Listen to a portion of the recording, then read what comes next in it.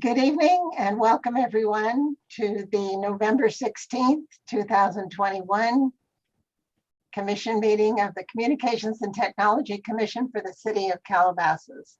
Welcome. We're glad you joined us. Let's go ahead and jump right into our agenda. It looks like all commissioners are here tonight.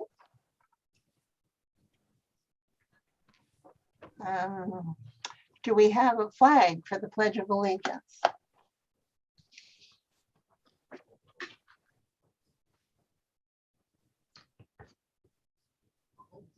Do we have? There we go. Michael Russo, will you lead us in the pledge? Certainly. Yes. Surely. Okay. Right hand over your heart. Ready, begin. I pledge allegiance to the flag of the United States of America, and to the republic which stands one nation under God, indivisible, for all. liberty and justice. Thank you, Michael Russo. Okay. Has everyone had a chance to read the agenda? Yes. Yeah. May I have a motion to approve the agenda, please? So moved. Second? Second. All in favor? Aye. Aye. So approved. Has everyone read the minutes from the last meeting? Yeah. Yes. Okay, may I have a motion to approve the minutes, or do we need to make any changes?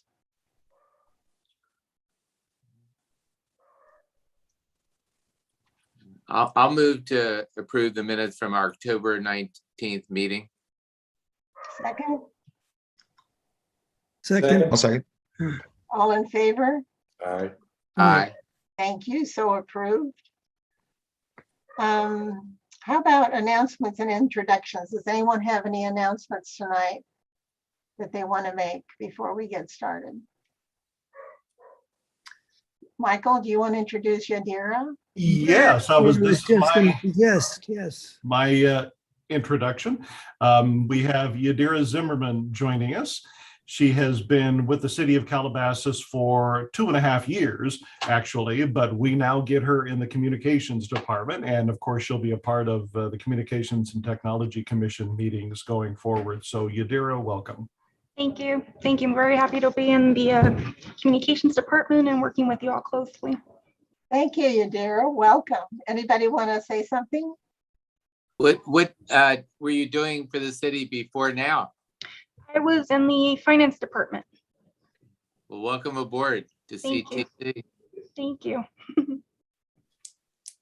Okay, anything else on that? Everybody's smiling. That's good.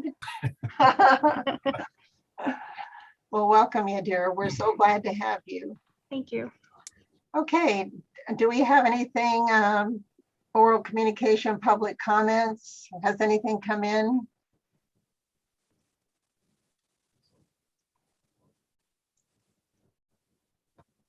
Is that Arvin or Tony? Madam Chair, we don't have any public comments right now. Nobody raised hands. Yeah. Okay, thank you. So moving on to new business, the wireless facility ordinance carrier responses. I didn't see any paper on that, but maybe I just missed it. Madam Chair, this is one of those things where there's no sort of formal staff report on it. It was actually in the agenda, it was listed under the wireless facility minor modification permit section.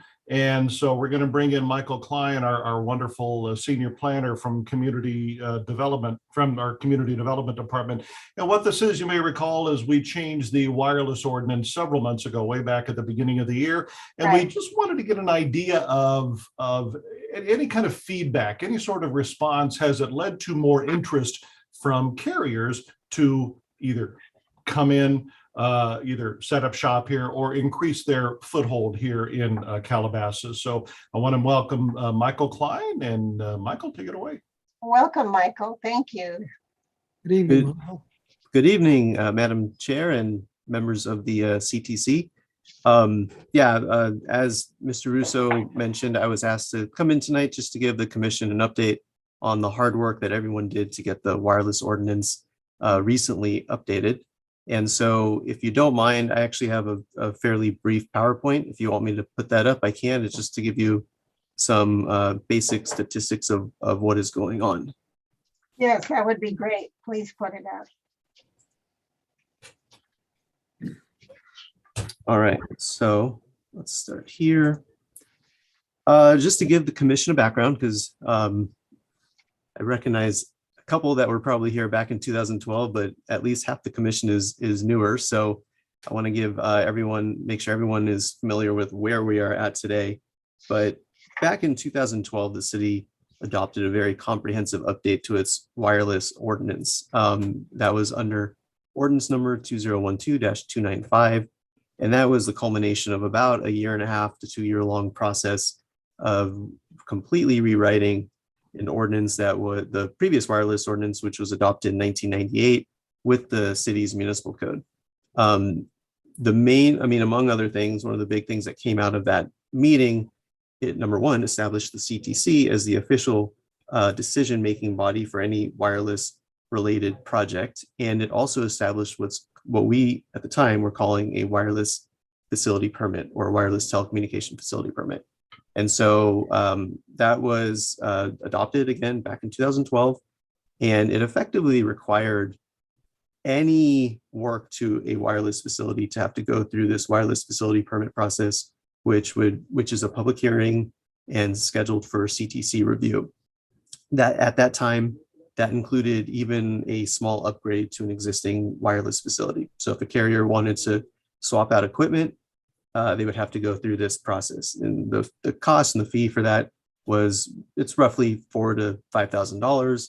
And because of just how the public hearing process works, the average time that it would take to process a wireless facility permit, I would say is upwards of 6 to 8 months.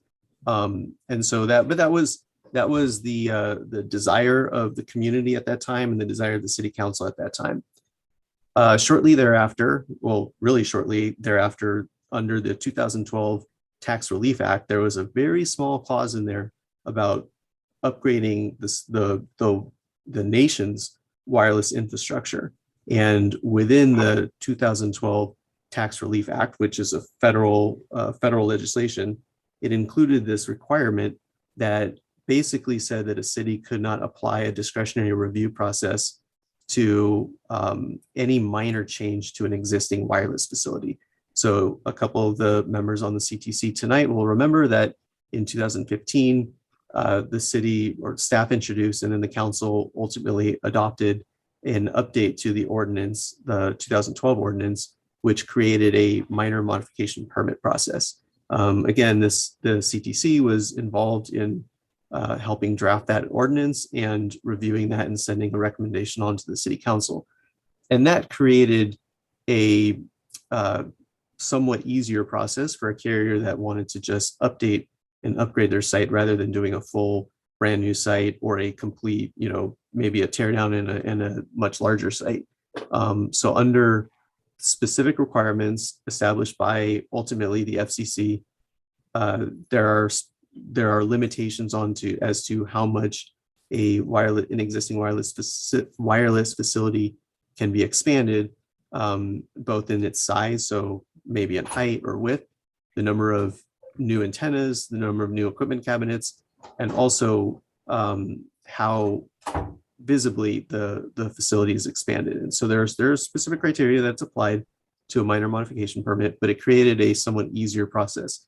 It ultimately is still a public hearing, but it's technically not a discretionary permit. So the public hearing that we hold for a minor modification permit is really a way to just at least notify residents that an action is being taken by the city. And if those residents are concerned, then they could, of course, appeal the staff's decision on approving that or denying that minor modification permit. And then that appeal would come to the CTC for CTC's consideration. To date, there have been no appeals of a minor modification permit. Then several years after that, the FCC established a requirement that was, so it's not a federal, not the result of a federal law, but the result of an FCC order, which is that cities must apply a ministerial permit process for any small wireless facility. Of course, the concept of a small wireless facility is, some people think of that as specifically 5G. It's not necessarily 5G. It really comes down to the size of the wireless facility.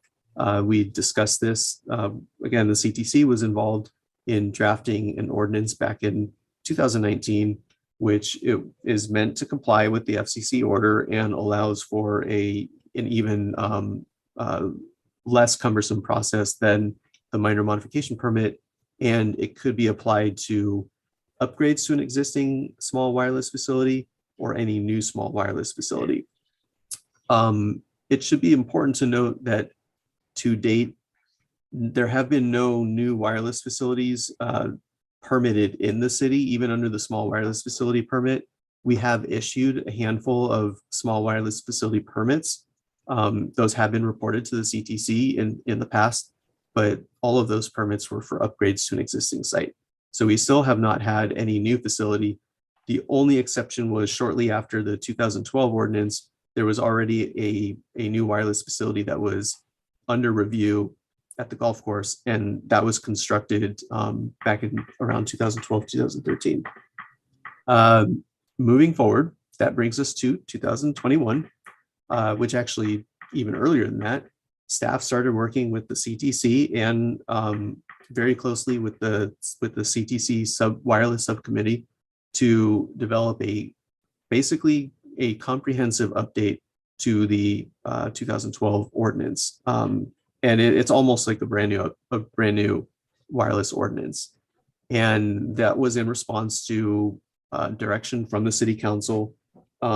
Specifically, actually, I see I have a typo on here. The major thing that came out of the ordinance that was adopted in 2021 was the creation of a tier 1 and a tier 2 permit process. Tier 1 is very similar to a small wireless facility permit process, in which there's no public hearing, there's no discretionary review process. It is simply a ministerial action by the city based on objective standards. A tier 2 permit process remains the same as a wireless facility permit. And the goal here was to identify the types of new wireless facilities that the city would like to see in certain areas of the community, and incentivize that via a less expensive and a more sure process, and one that also takes much less time, versus a wireless facility permit, which costs more money, takes a lot longer to process just meeting the statutory requirements.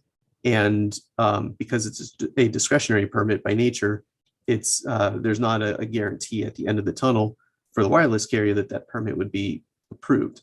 Whereas with the tier 1, because it's based on objective standards and a set of design guidelines that were also help crafted by the CTC and the subcommittee, that gives the carriers some surety as to what they can rely on designing and then ultimately get approved.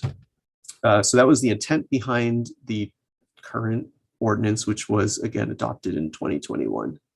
Hey, Michael, if I may interrupt just 1 second, I'm not sure if you're aware, but we are seeing the preview page up here as well.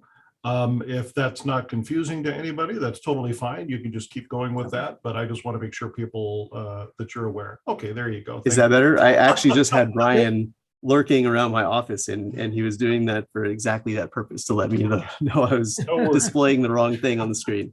All right, we're together now. Yeah. Better now? All right, good.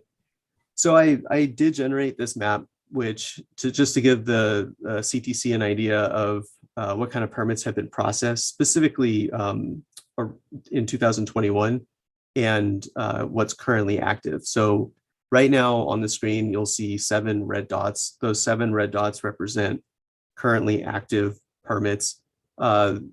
These 4 over here, actually there's 6. These 4 over here, no, 5. So there are 7. So these 5 red dots over here actually represent tier 1 facilities that have been submitted to the city. All of these tier 1 facilities are actually existing sites. So they're not new facilities. They are requesting an upgrade to an existing site. That upgrade could be for a variety of reasons. It's usually to provide better technology, more up-to-date equipment. Could be to increase capacity. Frankly, that's a little bit beyond what our purview is, but that's generally what we understand the carriers to submit those upgrades for. This one over here is a minor modification permit, and then this one over here is a small wireless facility permit. I've also highlighted the first tier 1 permit that was approved. That was actually approved last week, which it was not enough time for me to actually put into a report for the CTC. But at the next meeting, you will have the staff report or the decision letter that approved that tier 1 facility. And in the next couple slides, I'll kind of get to what the difference is like processing these different permits. But this tier 1 facility permit took about a month for the city for us to process. And most of that was either communicating with Kramer's office or just waiting for the applicant to resubmit information. Michael, can you specify, is this it? Is this the new one? Yeah, I was going to show you. So here's an example of the tier 1 facility permit that was just approved. Granted, this is still the photo sim because they haven't actually made the modification at the site yet, but it falls squarely within the parameters that the city has established for a tier 1 facility, primarily that it is a completely screened facility. So as in its current configuration, this building is on Calabasas Road. It's an office building. There's several different locations on the building where antennas are located. And from the public's view, you wouldn't know that there are any antennas on this building. And so, for example, on this particular elevation, which is the east elevation, the antennas are located behind the roof parapet. And a portion of this roof could be right here, actually. A portion of this roof has been replaced with an RF-friendly material. So that allows the antennas to still send out its coverage, but from the outside, it just looks like a normal roof. And so this is how the facility exists today. And because it's a fully screened wireless facility and it's located in a commercial zone, it is a tier 1 site. And therefore it was eligible for a tier 1 permit under as a modification, as long as they maintain the same current existing screening. And so in this photo simulation, they're basically pointing out that they're swapping out equipment in the same location and antennas in the same location as where they currently exist.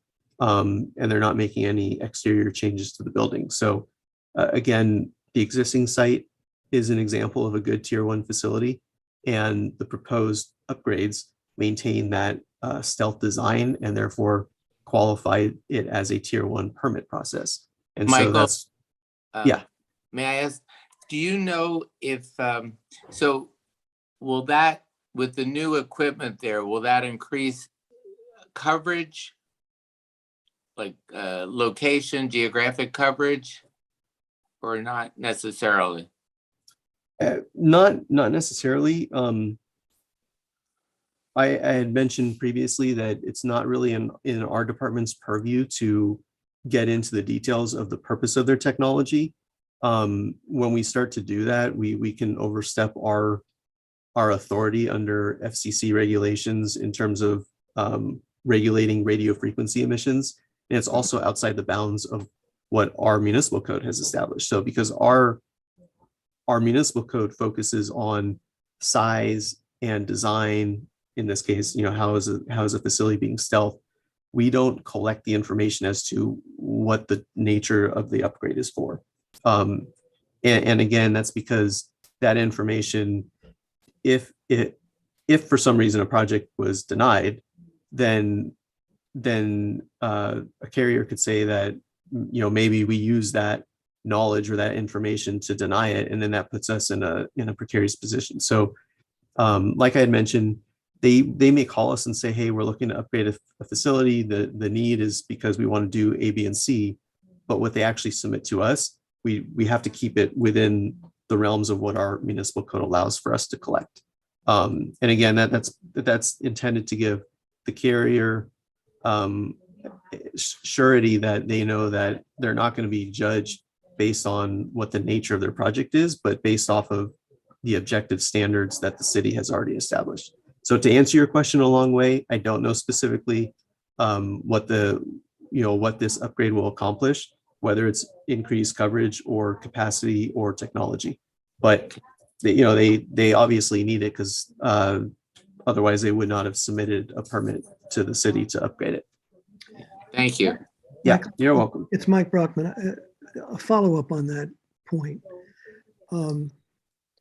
Much of what has galvanized our changed attitude and approach to problem solving with all of this, and it was all good, was triggered by the concern that we were still having problems with coverage and capacity within the city. If we are not able to be, if we're not able to get that information, I can understand it can't be used as a judgment point with regard to approval or denial.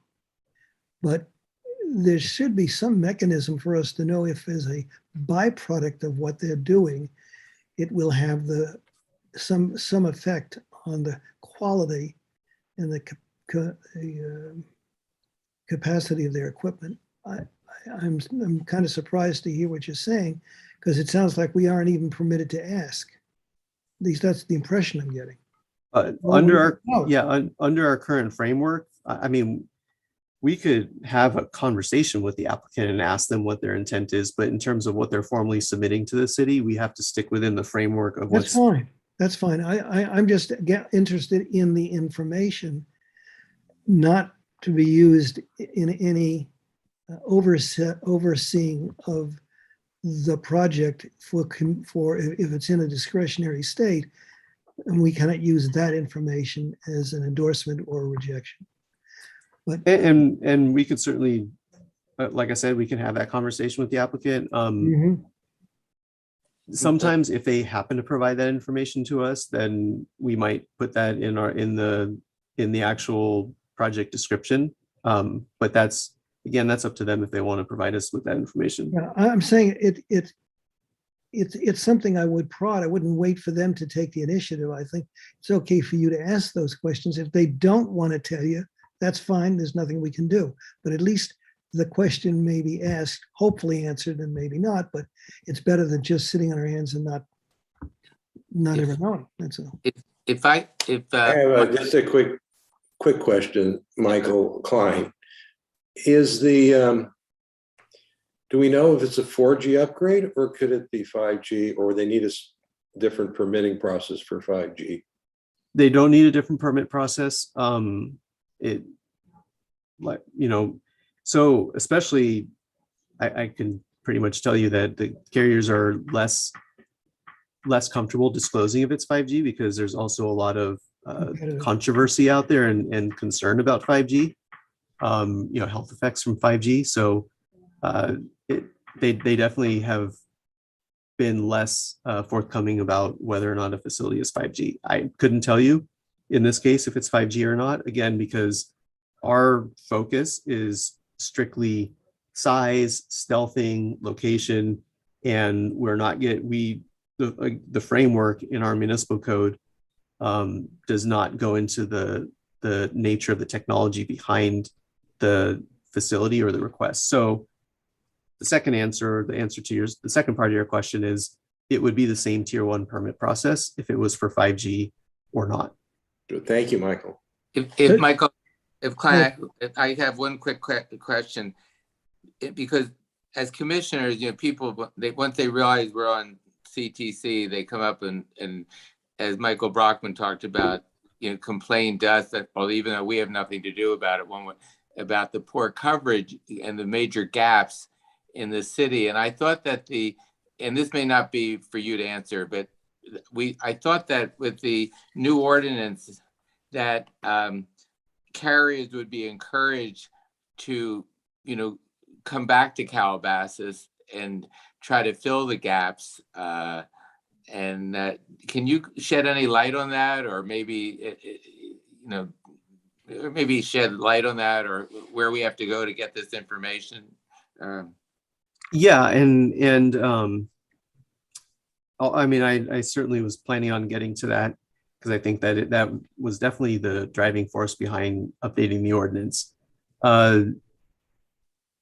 Couple of things that we learned from the process from the carriers is that they operate off of a 2-year budget cycle, and so this ordinance is just barely 6 months old now. And so what that means is that a lot of the projects that the carriers have already planned for, for 2021, were already planned, a couple of years ago. And so even though our ordinance was now updated 6 months ago, they may not have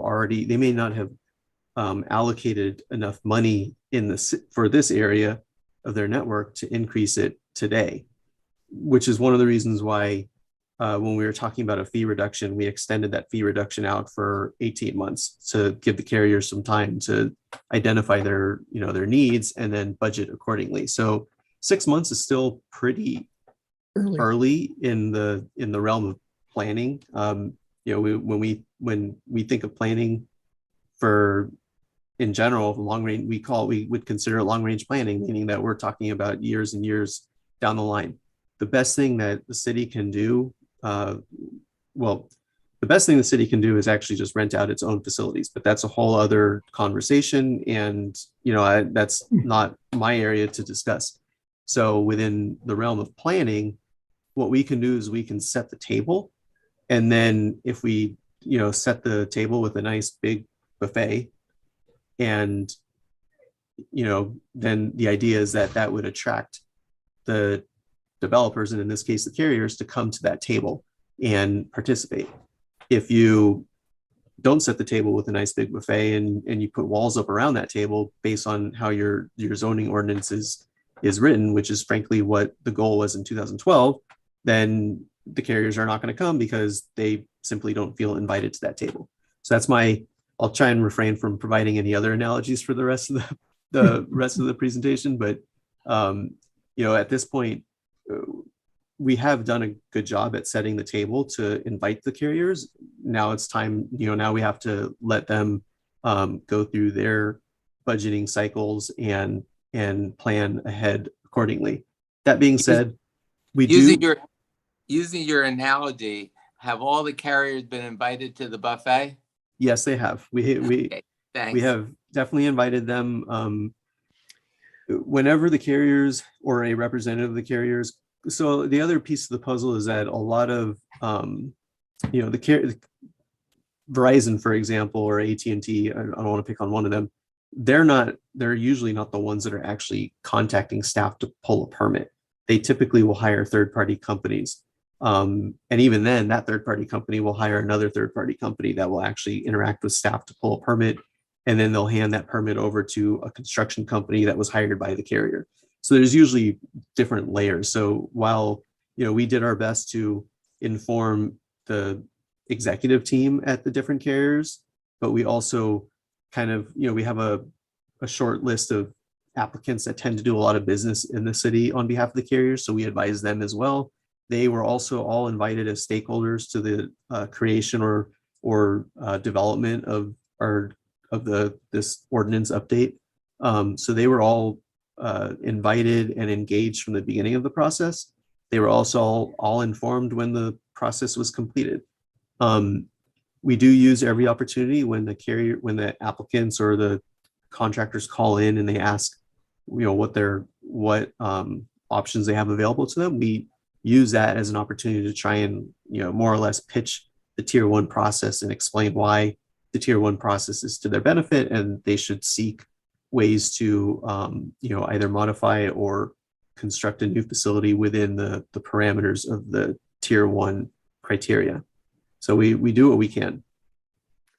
That's very helpful. So one of the things, apart from the economic considerations and the timelines that they have to deal with, the other thing we've got to take into consideration is the bottleneck at the docks in terms of importing equipment, which can't help them at all. That's got to slow them up even more. So as much as we would have liked to see more tangible results already, it's impractical, I think, for that expectation to be realized, and probably won't be for a little while. That's actually very true, and I hadn't thought of that. But I don't see this at this stage as not tangible results. It's just it's the process moving itself forward. At its own rate, you know. Yeah. Michael, may I ask you a question? Mhm. What have they said about the new ordinance? Have they said they like it, or have you gotten any that kind of feedback? I mean, the only real feedback we got was during the actual public hearing process. There were some issues that were raised. I think, I don't remember which carrier, some concerns that were raised by them, but in the end, I think they also had a couple of misunderstandings of the ordinance. So other than the feedback that we got during the public hearing process, I don't know specifically what kind of feedback we've gotten on from the applicants. Again, they will call in, we'll tell them what the parameters are, and then oftentimes they'll submit their project shortly thereafter. Well, I guess if they really hated it, we would have heard a lot, probably. Yeah, let me go on to a couple of the other. So I wanted to at least just give you guys a couple of statistics. This I only went back to 2019 because our current database started in 2019, and then prior to that, it's a lot more difficult to try and track down permits. So this identifies how many permits have been, the blue represents submitted to the city under a minor mod, a small wireless facility, and a tier 1, and how many have actually been approved since 2019. So you can see here, there's the most common type of permit up until now has been a minor modification permit, and that's because it was either that or a wireless facility permit. And then in 2019, we also added the small wireless facility permit, but that has much greater restrictions in terms of what would be allowed to be permitted under that process. So you only see 10 that were submitted, and a little less than, or a little more than half of those were actually approved.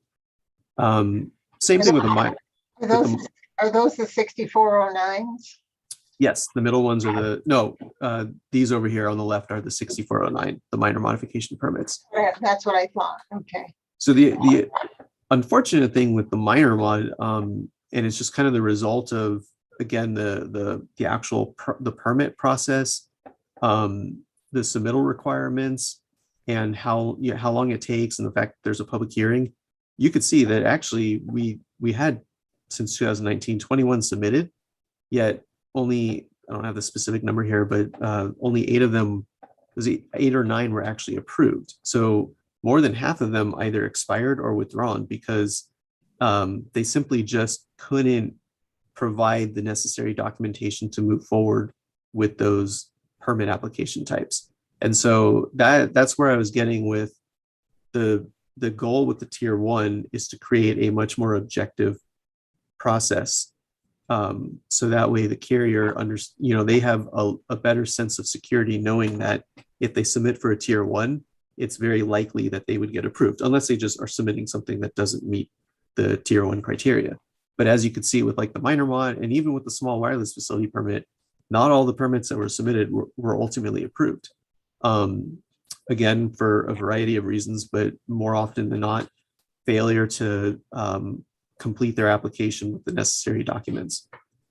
Over here, obviously the statistic is not very high yet because it's only been 6 months, but even within the past 6 months, we have had 6 tier 1 wireless facility permits submitted to the city, one of which was recently approved, and the other 5 are shortly on their way to getting approved.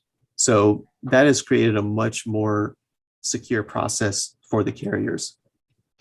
And then if we look at this chart, and again, I recognize that the statistic for a tier 1 is not very valid at the moment because there's only one that's been approved. But if you look at the average time that it takes, a minor modification takes about 4 months to process because there is a public hearing. And then a small wireless facility permit, ironically, actually takes a little bit longer, about 5 months to process. And that's because when a small wireless facility permit is submitted, they're often submitted as a batch. So like maybe seven 7 sites are submitted as one application. And so that means that one site could hold up all 7 sites from moving forward to being approved.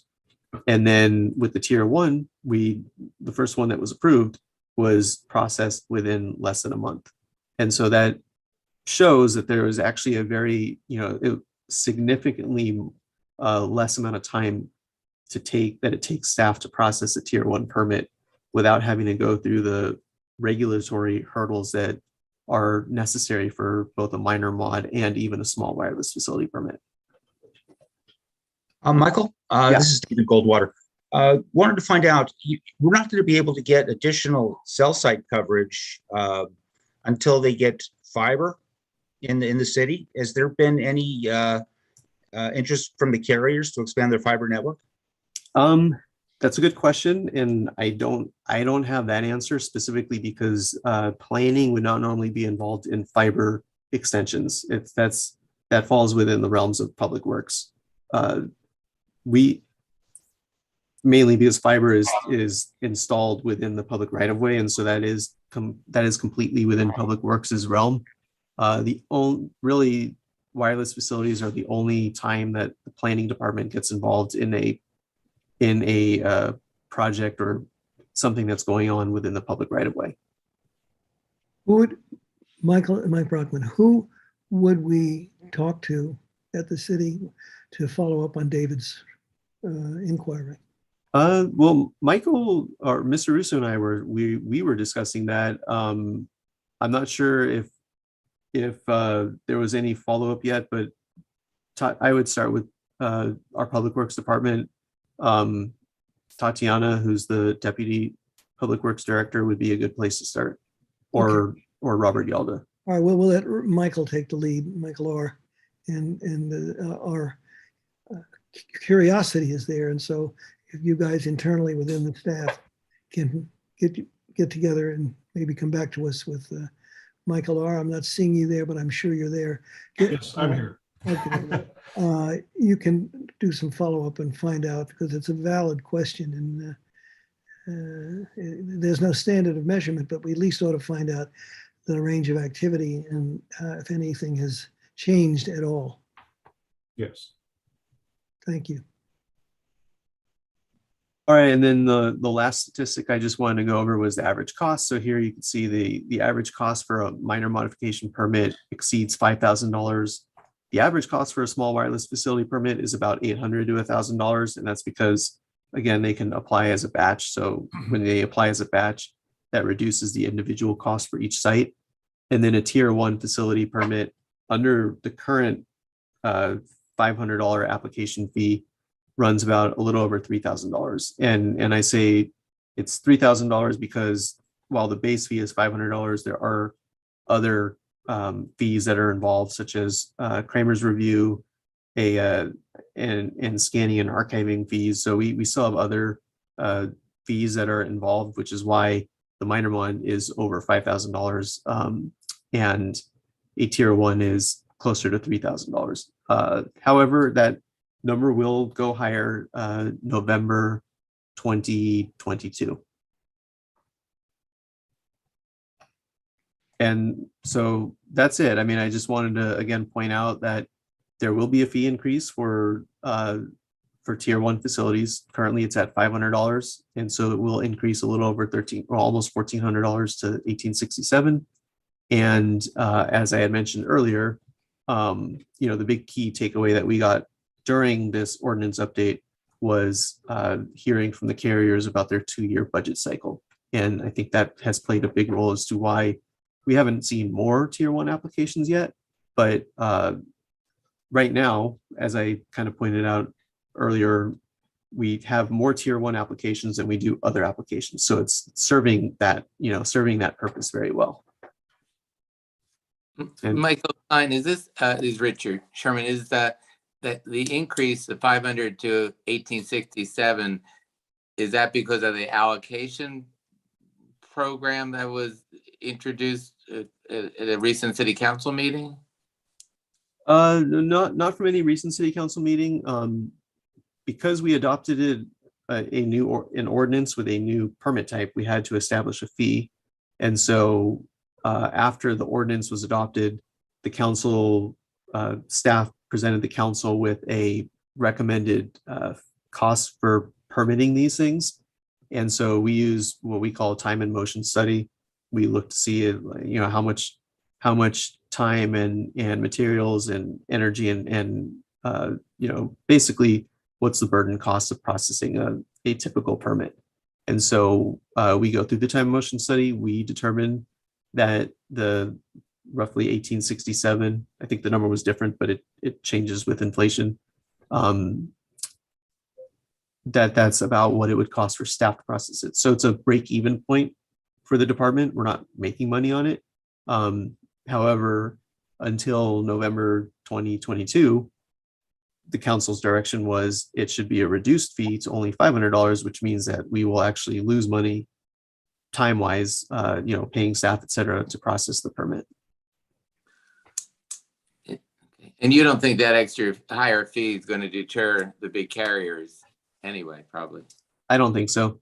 I think, they were paying a higher fee for the minor modification permits. And like I had mentioned earlier, that had less security for them. So I think with the tier one, really the biggest benefit is having those objective standards and having a set of design guidelines that they know that they could work off of.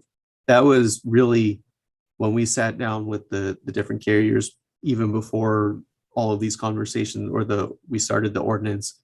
That was kind of like the biggest concern, because it can cost them $20,000, $30,000, $40,000 to engineer, get all the plans together, design the site, go through their legal team. Depending upon the site, some can be maybe $10,000, others may cost, upwards close to $100,000 just to submit an application.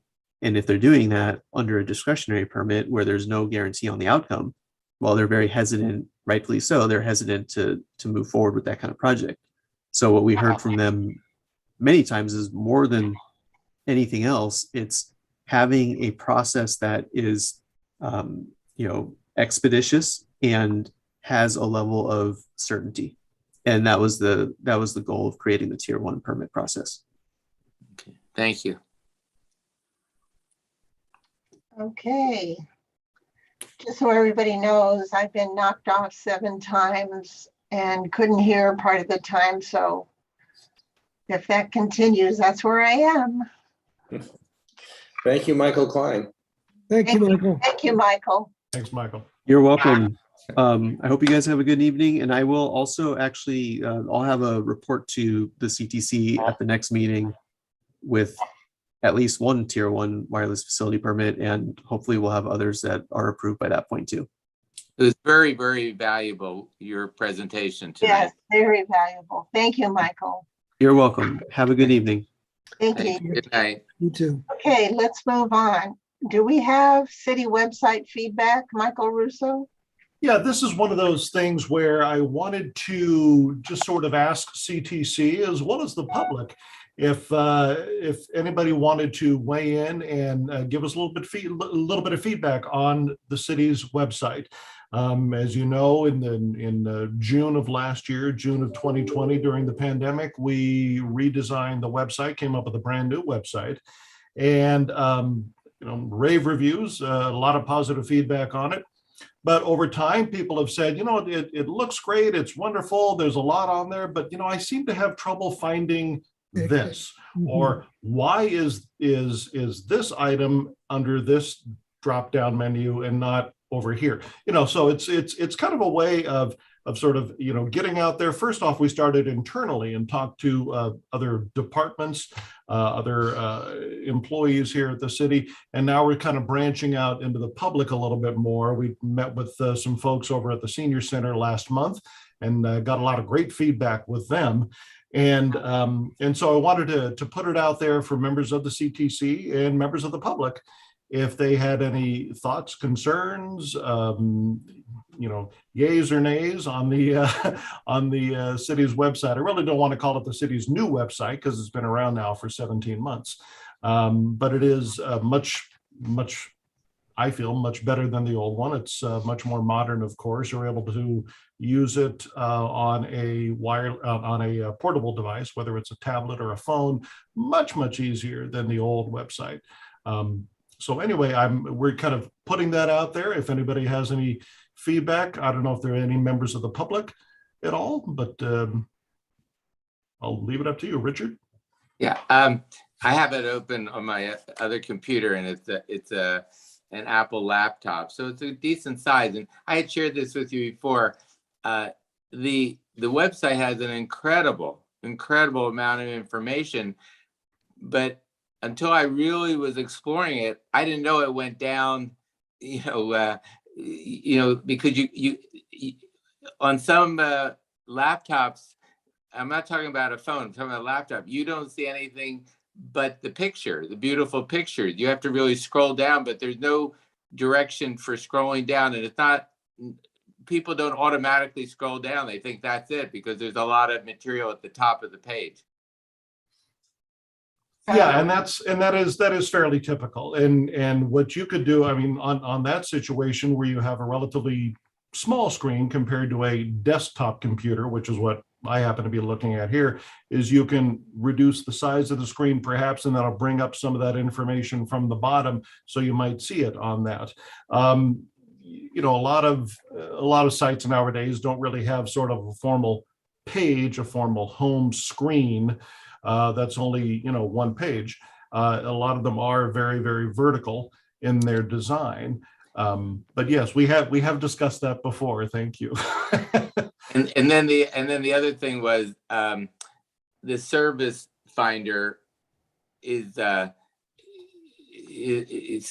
sometimes you get lost in PDFs rather than quick. Like if I typed fall program count schedule, not just for seniors but for everyone, and I didn't know the exact words of what the brochure is called, I might not be able to find it on the service finder. Yeah, and that's very similar to the problem we're having with the search function, which, as we've said before, is kind of a typical issue with a lot of government websites. You type something into the search and you get this endless array of PDFs that might go back 10 years before what it is you're actually looking for comes up, if you can ever find it. So that is one of the things we're working on, and I ask everybody to hang tight on that, and we'll definitely get that fixed. That's one of the things we're working on with the designer, Granicus, the people who actually built the site for us. But thank you. That's a big concern for a lot of people. One thing I hope will rectify that a little bit is soon we're going to roll out a glossary, if you will. And that's something we had on the old website that some people have asked for, and I think it's a good idea, kind of an A to Z glossary. It'll have just hundreds of items there. You just click on it, boom, it'll take you right there to where you want to go, hopefully. That'd be good. I just want to give one really positive.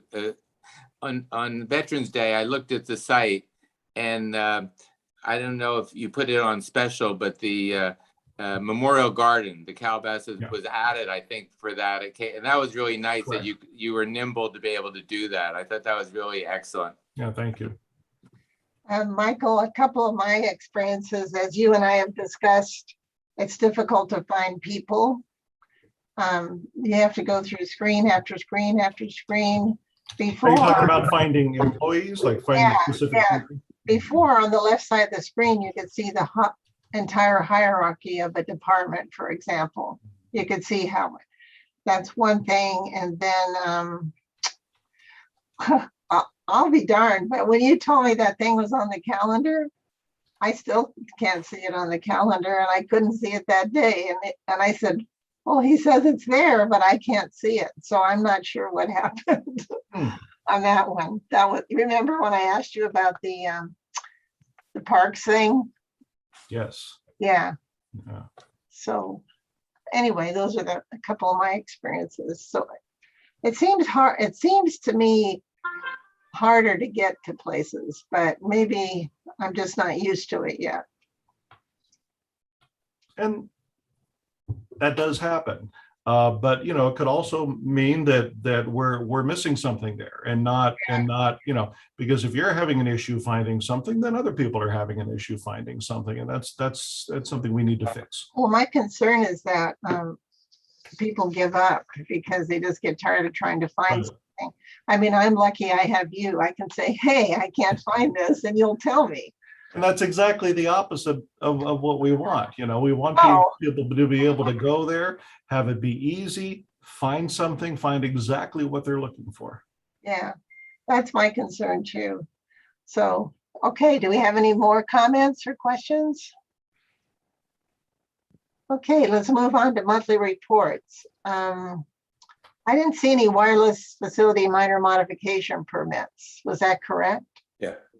Okay, Next month. That's correct. And that's something that Michael Klein kind of touched on. So Yadira, if you want to fill us in on 2, 3, and 4. Sure. So there aren't any actual updates on franchise fee reports, the cable complaints review, or the report. We do receive the franchise fee reports on a quarterly basis, so I will have an update by January. okay. Can I just offer a comment? Yadira, and I know this is new to you, so I appreciate that. Michael, this is part addressed to you. The paperwork that I ended up getting, I found hard to utilize.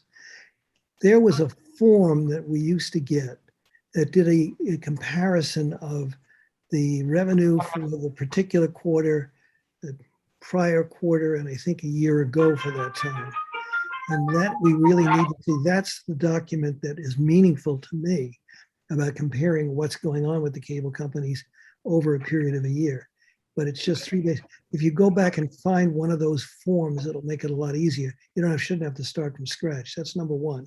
Mhm. Number two, Michael, there is a comment that I'm not going to get into in depth because of the nature of it on the letters. And it's on the August 3rd charter letter that raises some questions from the cable company regarding the revenue that we receive from them in terms of how it is applied. And I'm assuming you have seen that, and that's a big flag that we really should address. I didn't see that letter. Did anybody else? It was, and that's what worries me is that I got it when I went online, and then I looked, I said, this shouldn't be out there. And if you look at the bottom of that page, and there's a few others like, it says attachment contains trade secrets, et cetera, and is confidential and proprietary. So what I would suggest we do is suspend any discussions about the franchise fee report at this moment, and I will speak to you privately so we don't have any problem. Okay, Okay. no worries. Thank you. I just want to say I didn't see that letter. I don't know if anybody else did or not. It's not a separate letter. It's part of the package that they have forwarded. Oh. Okay, let's see. Let's go on to subcommittee reports then. Do we have anything from the wireless subcommittee, Brockman and Melcher? Nope. I have just a comment, and it's based on the update we've had from Michael Klein this evening. It's interesting. There have been some LA Times articles. We own a property, and we got a letter from the security company saying that you have to upgrade to 4G immediately because the cell carriers are dropping to 3G for people who've had their alarm systems a while and have had both a hard line or cellular backup. They're going to have to upgrade to 4G now, which is interesting because it seems based on, I think I sent the article to Michael Russo, that we're going to see, and I think we have to face the reality that we're not in the city of Calabasas. Even in this 2-year cycle, we may not see an upgrade, and I hope I'm wrong, to 4G for better coverage until they go to 5G. And we don't know how long that may take.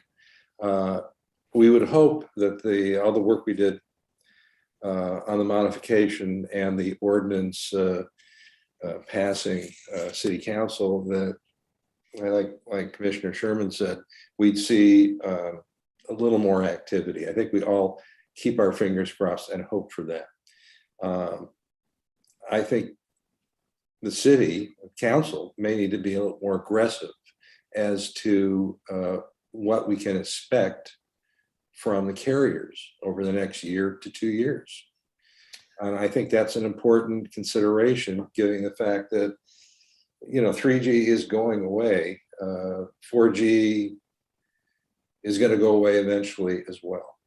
And will they invest their time and money, the carriers, in a few more cell sites for 4G with the city? Carrie, to just to button that with, it might be advisable for us after the first of the year, obviously, to have Jonathan Kramer in for a session, because he may have more knowledge on this situation. That would be great. Give it some perspective. That's Yeah, a- I think if we can have Jonathan available in January, that'd be terrific. Yes. Good Okay, idea. that's great. Good idea, you guys. Yeah, That would Okay, be it for, I think, the wireless subcommittee report. thank you, Carrie. How about video services subcommittee, Brockman and Sherman? well, we talked at the last couple meetings about how we have these subcommittees and we aren't 100% sure if they're as relevant as they were in the past. And Arvin was nice enough to kind of pull from the files and get, just like today, the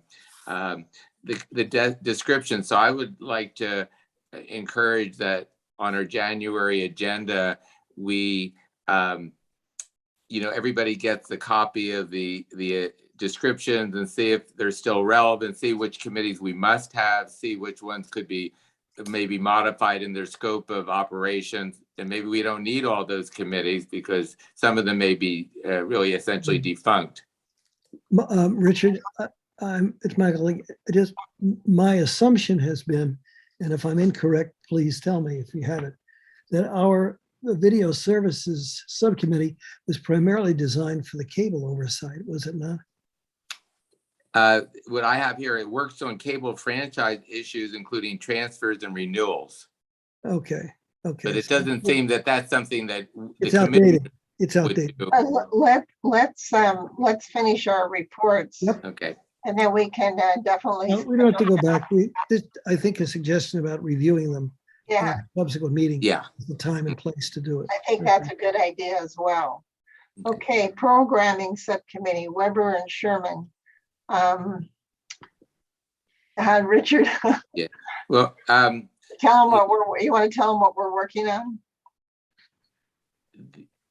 well, we're hoping to meet, and I think it's going to be in January now, with Arvin and maybe Michael Russo to kind of see if we can do some upgrading on some of the non-award-winning programs, because there's some gaps there with some old, I don't know, I think that chef has long gone, but he's still cooking on CTV on Sunday mornings, I think.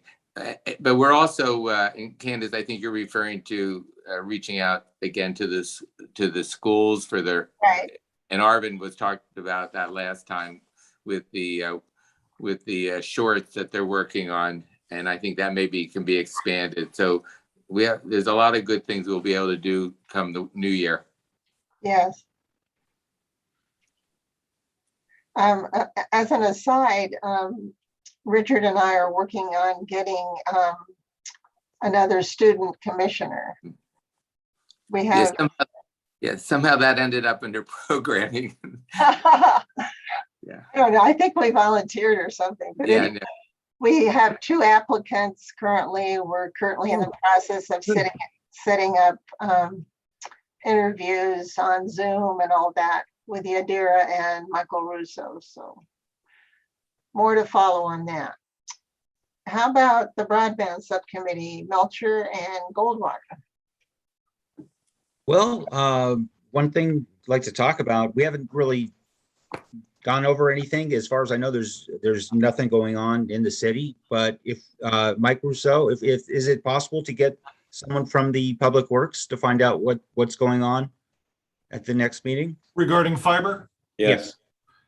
I can ask, yes. I think what we really need to do as well is, and you alluded to it earlier, is really figure out what the demand is from the carriers, and see what is going on. Are they asking about it? Are they looking to, set up something here?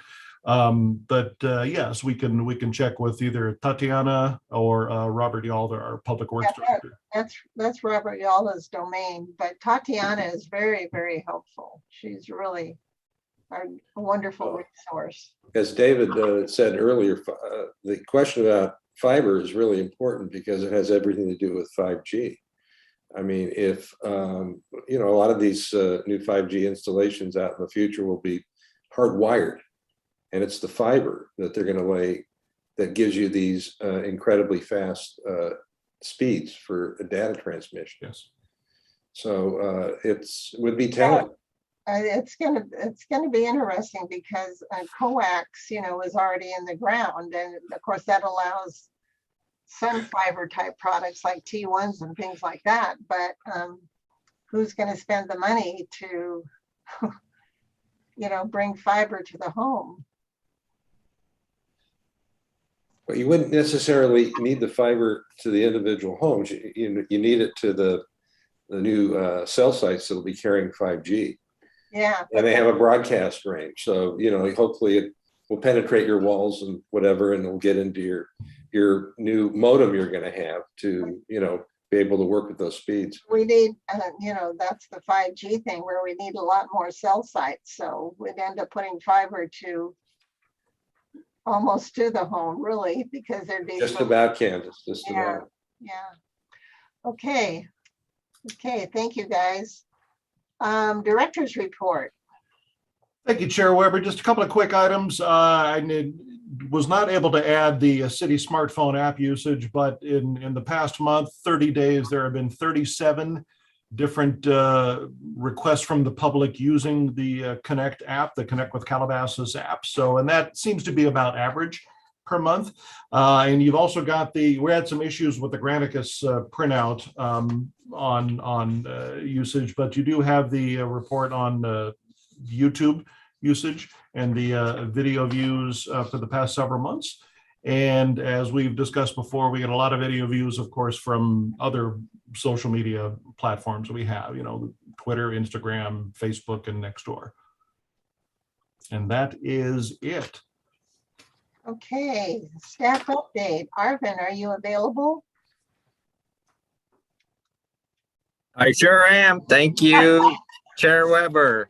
Yeah, I'm in the control room right now with Greg here. So we're running the meeting live on CTV and the web and everything, but I can do this. Thank you again. Yeah, I'd like to go over our production. Arvin, it's called multitasking. Multitasking, yeah. That's during the day. I'm not used to doing it at night too, but okay. I'd like to go over our productions for October and November of this month since our last meeting. Our school boards are second and fourth Tuesday. A couple of CTV specials. As you remember, the State of the City, Mayor Bazagian held it. That played as well on CTV. A couple of specials more. What does an inspector do? We created some info video on that. Those are great. Those are great, by the way. Thank you. Yes, informative.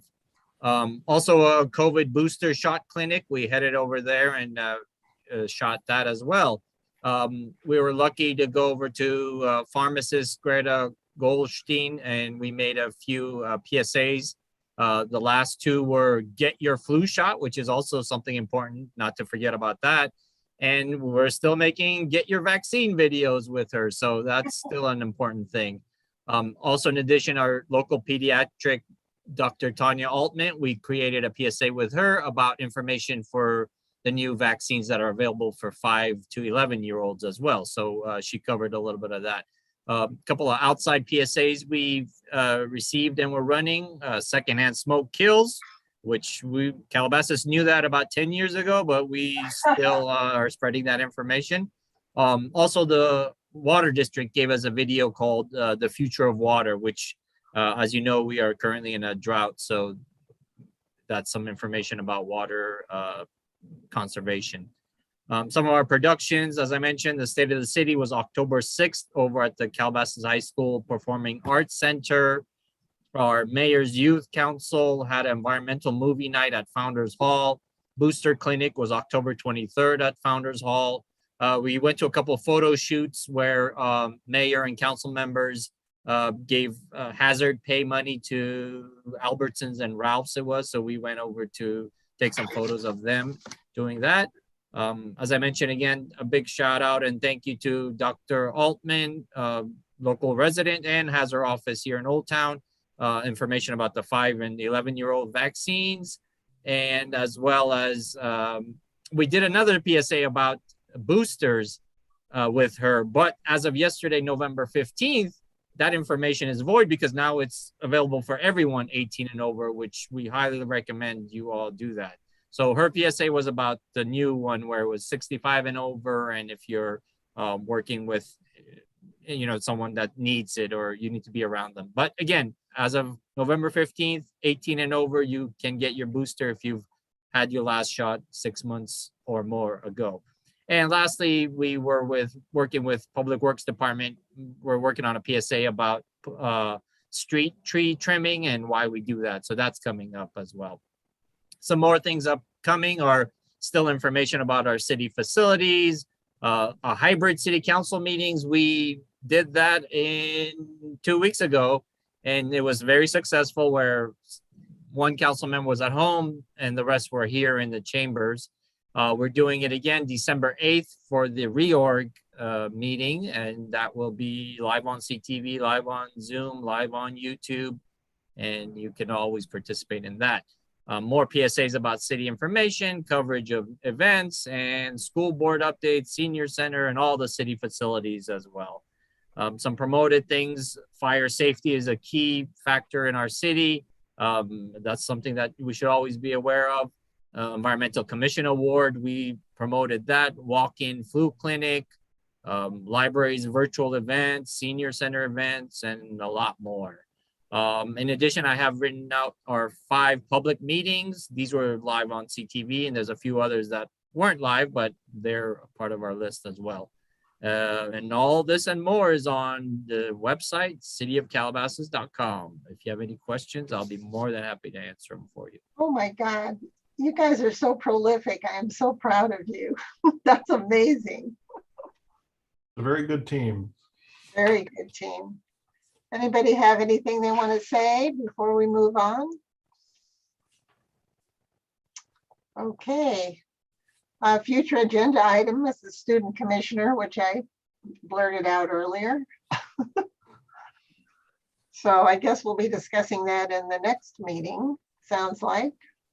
And the hope is we might be able to, working with the staff, interview the 2 prospective commissioners and maybe have a decision so that the person selected would be able to attend. That would be our aspirational goal, at least. Yeah, that would be great. That would be great. Looking forward to that. Okay, does anyone have anything else they want to bring up before we think about adjourning? May I ask one quick question back to the, because I'm intrigued with wanting to see the city website be as fantastic as I know it's going to be. Where you have the pictures, if there's something really important like City Hall is closed or City Hall is now totally open, or the next city council meeting will be for people to attend, whatever the topic is there a way to have a picture of that instead of one of the photos? So when people open it, they see it real loud and clear right there. Just for a few days. In theory, you could put any photos up there, of course. And there's kind of a highlighted area down there, which currently has the information for the Clean Power Alliance, opting in or opting out of that.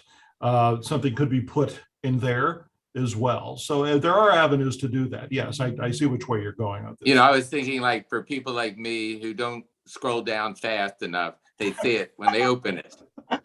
Reduce that screen size, it'll come up. and I understand. And is there a reason someone questioned, our names are very small. I don't care about mine, but I know Michael Brockman with all the options, should have a bigger name so people can read his name. Is there, Oh. is there something that could be done in the future if we have to do Zoom so people can see the names of the of Michael Brockman? This one's. Michael Brockman's name should be in light. I did not put him up to always. that. But I think we're kind of stuck with what Zoom gives us. When Yeah. it comes to the, Yeah. Okay. Well, thanks, everybody. I hope everybody Oh, has. hold on. I have one more Wow. thing, one more request I forgot to give Michael Russo. I don't know if I'd mentioned this to you. When the meetings are about to begin, the various commission meetings, the city council meetings, yes. to do some kind of a series of visuals about meeting will be starting in 5 minutes, meeting will be starting in 3 minutes, something, so that the person coming on doesn't know, sees a program and has no idea if the event they were trying to get to is going to be coming on or not. Yeah, you bring up a very good point. That's something we've been talking about doing. It could be something as simple as, a voiceover with a slide, Yeah. or maybe some sort of short video about the meeting process. If you'd like to speak, here's what you do. It could be something like that as I well. wouldn't even go that far. It's only a matter of making sure that if they're on, stay tuned, stay there. Your Mhm. meeting will be starting in a few minutes. So something, that's all I'm talking about. Yeah. Okay, anything else? Okay, do I have a motion to adjourn? So moved. Second, Second, all in favor?